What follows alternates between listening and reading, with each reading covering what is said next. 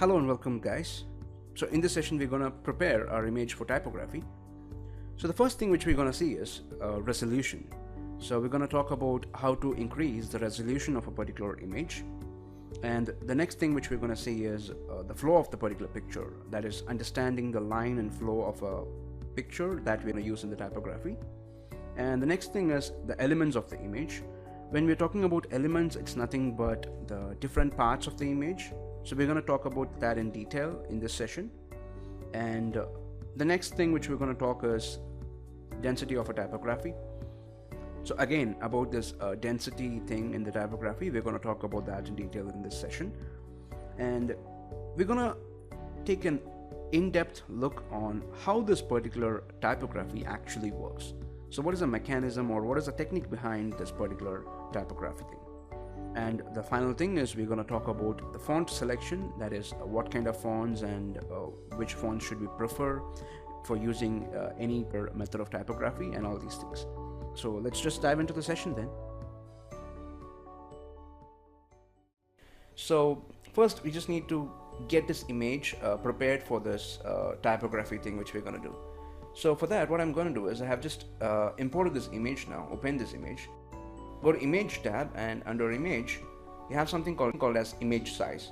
So just click on that, and under image size we have something called as resolution. So right now I'm gonna increase the resolution to something like 150. The reason why I'm increasing the resolution here is we're gonna interpret this image into some kind of an typeface. So we're gonna use this particular image and make it completely into a typography thing.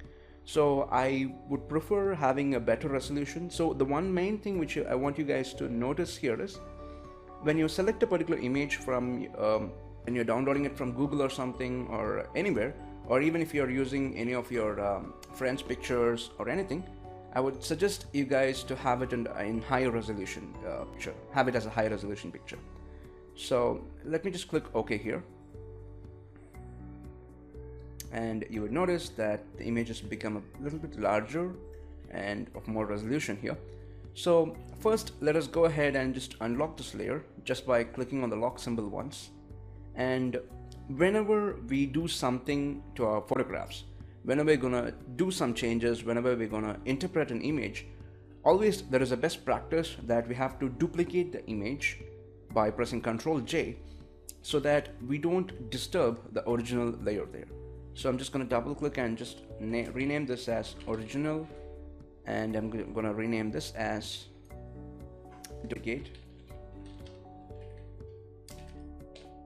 Yes. So this is my duplicate image and I'm going to work on this. So the first and foremost thing to understand here is when we're working on this particular typography, this particular method, we need to understand the flow of this particular image. For example, in this is a portrait, so where we have a particular face, we need to understand the flow of this particular face. So for example, the forehead has a curve something like this. So let me just take a pen tool or something here, a brush, and a new layer.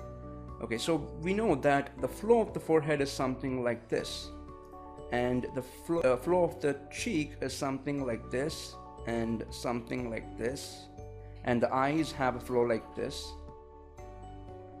and the nose have a flow like this,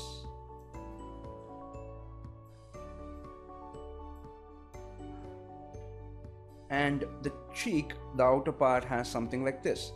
So this is how the skin flows. So we need to understand the flow of the skin here. So that is very important thing, because we're gonna get our text layers according to the flow of the skin here. So that is something very important that we have to understand, because if we don't follow this flow in the skin, we might get some weird results which might not look good. So that is one reason why we look for a proper flow of the skin here. So the first thing is your flow of the skin, and the second important aspect is your different elements of the image. For example, this is a portrait now, and the different elements includes the eyebrow separately, the eyes separately, the nose separately, and the lips separately, and the cheek, the chin, and everything in separate as different aspects. So we need to understand that we're going to categorize all these different parts of the face into different categories. So I'm going to do the forehead alone separately, the eyebrows and eye part separately, and the nose part separately, and do a lot more. And the third important thing is how dense is going to be your typography. So we might be using denser text, like there are like 50 lines in this particular forehead itself, or you can use a bigger fonts, bigger letters, like just 10 lines in this forehead itself. So it completely depends on your own wish. So these are some of the basic things which we need to know before starting our typography, in which direction we have to take our typography into. So the next thing which we're going to talk about is the font which we're going to use. Before getting into this font factor, we need to understand how this typography is going to work.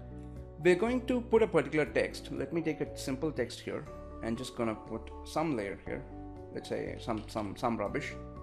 So right now we have a particular text here. The way this typography is going to work is we're going to see this portrait image which we see here through this particular text, through these letters. So that is the idea behind this typography. So when we're talking about seeing through these letters, if we don't have these letters, if we don't give the letters more space, then we don't see much of the image there. So we need to give the letters a bit of more space. So a very good idea of giving more space is using bolder fonts. So for example, I could use a font something like this, so which means it has more space there, and so that I can see the image through this particular letter. So, but when you're using a font, this is just an example, I'm not going to use this font. When we are using fonts, do not use this kind of a rugged or some kind of some decorative font or something. I would prefer using some simple, elegant fonts, but at the same time, it should be bold enough to see the image through it. So let me look for something like this. Should be enough, maybe. This is more than enough. So the idea behind this is we're going to see the image through this text. So just keep that in mind. So we're going to work based on that.